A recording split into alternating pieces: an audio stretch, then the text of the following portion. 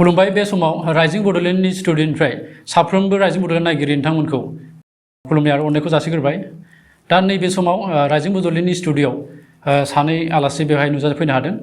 बिथांमोनखौ गिबियाव सिनायथि होनो नाजादों। गिबियाव बिथांमोना बारग' बड'लेण्ड इउनिभारसिटियाव फरायनाय स्टुडेन्टस।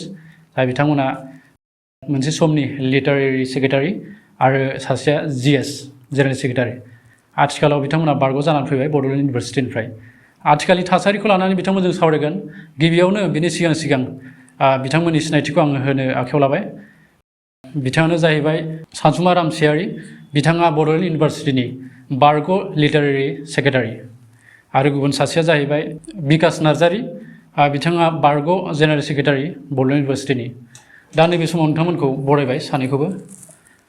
दा नैबे समाव आथिखालाव बिटिआरआव इलेक्सननि मोनसे बारहावा बारगासिनो दं।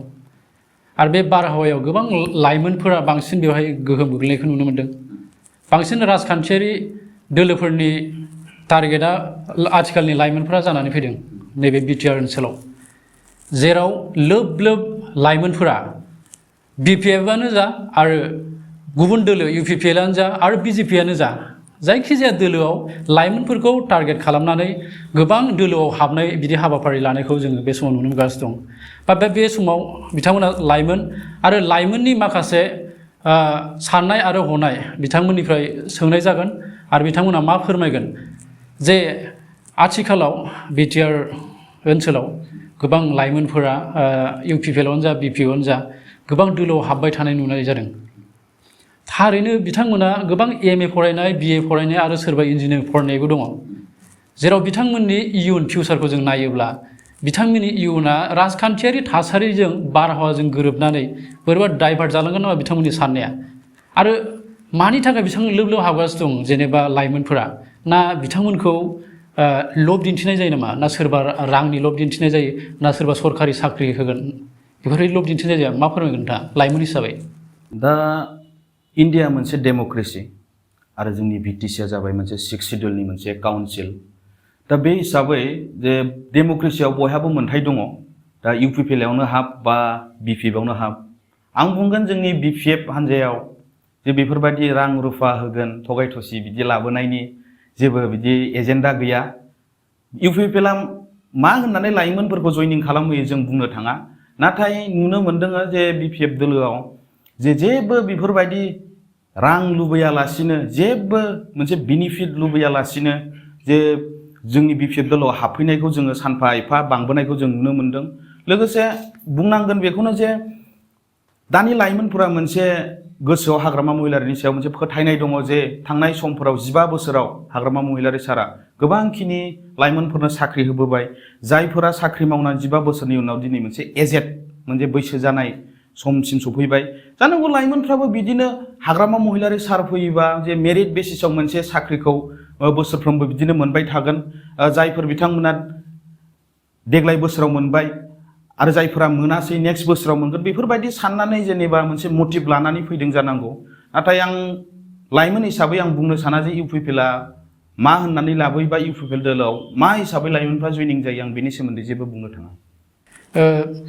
गिबियाव BPFआव जेब्ला कास्टम बसुमतारी बिथाङा जेब्ला नेहाथारि बिबानखौ मोन्दोंमोन लाइमोन गांखंनि, नाथाय बांसिन माने गिबियाव स्टार्टिंआव लाइमोनफ्रा बांसिन एट्राकसन जानायखौ नुदोंमोन BPF दोलोआव।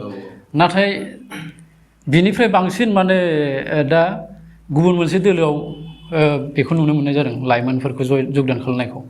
माने स्टार्टिंआ कास्टम बसुमतारीया जागायनाय बायदि नुयो आरो।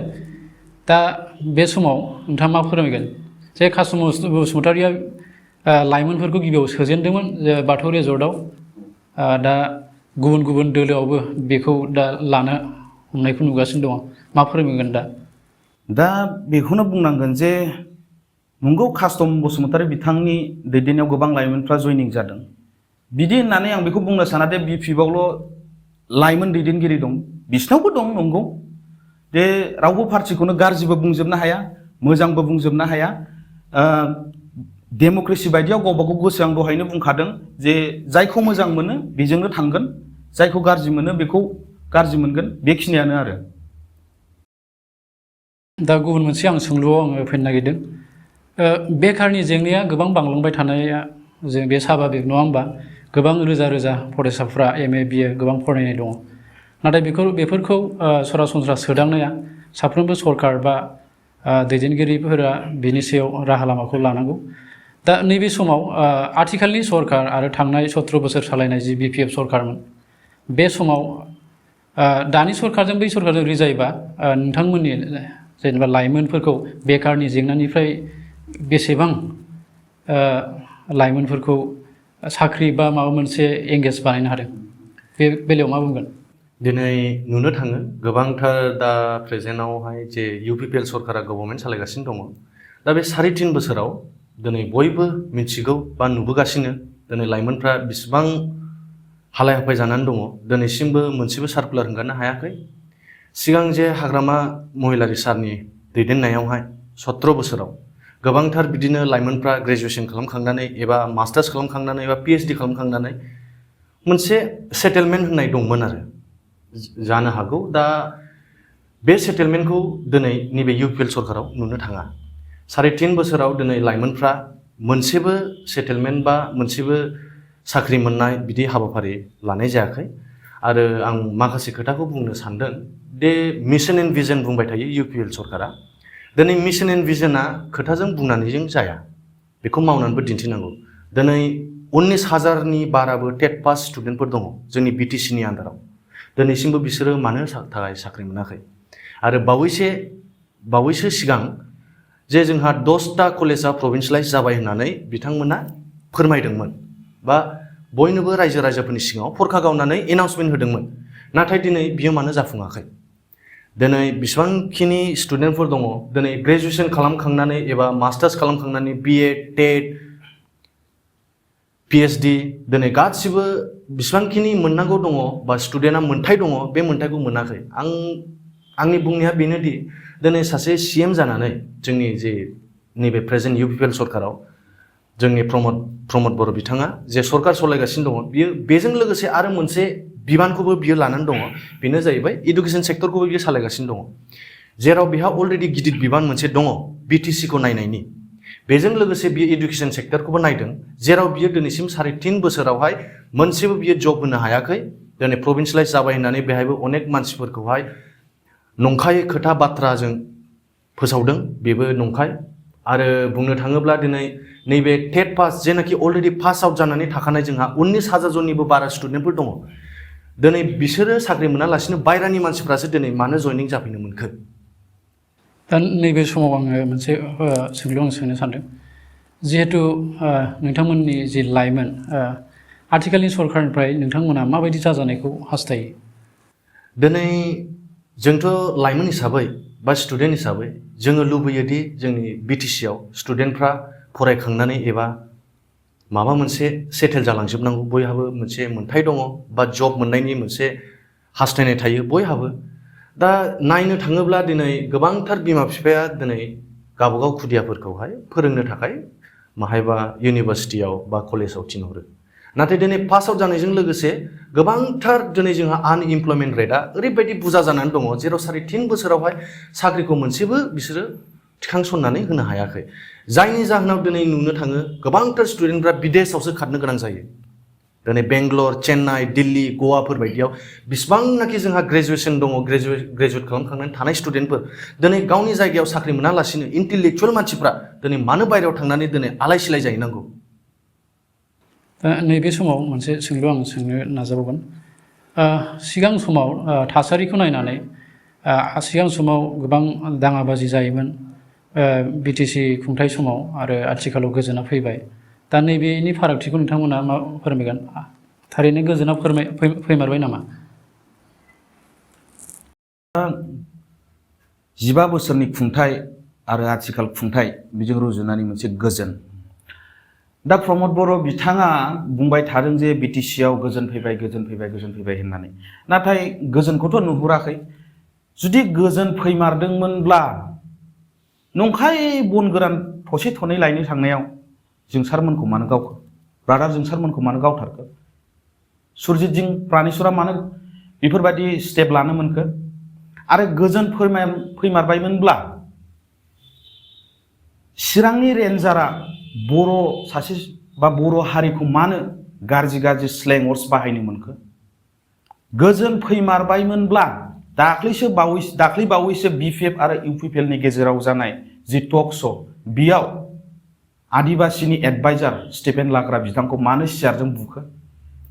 गोजोन फैमारबायब्ला प्रमद बर'आ गावनि जायगायावनो मानो तामुलपुर बे हायार सेकेन्डारियाव बर' हांखोजों लिरनो हायासै? मानो इंराजि हांखोजोंसो बिथाङा लिरनानै दोननांखो? अन्तत प्रमद बर' बिथांनिनो जायगा बे तामुलपुरा। बे हिसाबै आं नुहुरदों सिगांनि हाग्रामा महिलारि सारनि खुंथायनि समाव जेरैबायदि गोजोनमोन, गावजों गाव गोरोबलायनानै थायोमोन, नाथाय आथिखाल सरकाराव नुनो मोनदों बेफोर गोरोबलायनाया गोजानसो जालांदों सानफा एफा। खुगायावल' सान्तिखौ फैबाय होननानै गासै समावनो प्रग्राम खुंबाल' जाया, सान्तिखौ लाबोनो थाखाय बयबो नोगोरारिफ्रानो बेयाव मोनफा मोनफा बाहागोदार जानांगोन। बे समाव गोदान मोनसे आङो सोंनाय हाबाफारियाव थांनो नागिरदों। जोंनाव गोबां दैदेनगिरिफोर दङ जेरावनाखि गावजों गाव गोरोबलाया, नङा होमबा? माने रायजोफोरनि गोबां रिकुवेस्ट दङ, रायजोफ्रा गोसोआव गोबां साननानै थायो जे दैदेनगिरिफ्रा गोरोबबा बर' हारिया गेरेमसा दानायाव गोबां मदद जागोन। नाथाय रायजोफोरनि बै आसाया दाबो जाफुङाखै।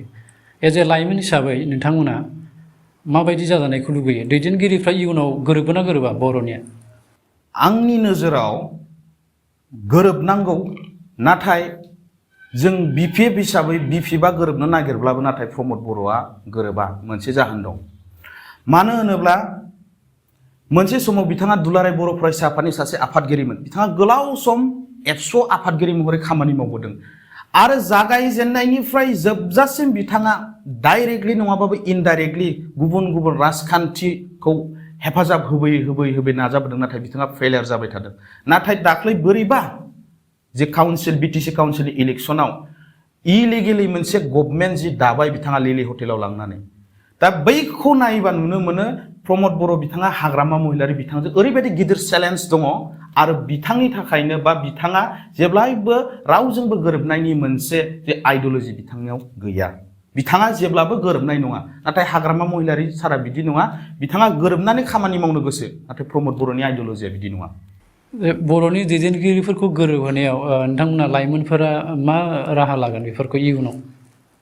जोंथ' लुबैयो जेनेबा बोराय आयथाया थांगोन, गोदान आयथाया फैगोन, बिदि माबा मोनसे दङना बर'आवहाय।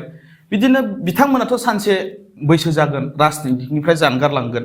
जेब्ला जोंनि आयथाया फैगोन अब्लानिया जोङो बिदि दैदेनगिरिफोरखौहाय बर'नि गेजेराव गुलुं गुजुं खालामनो जों नाजाया।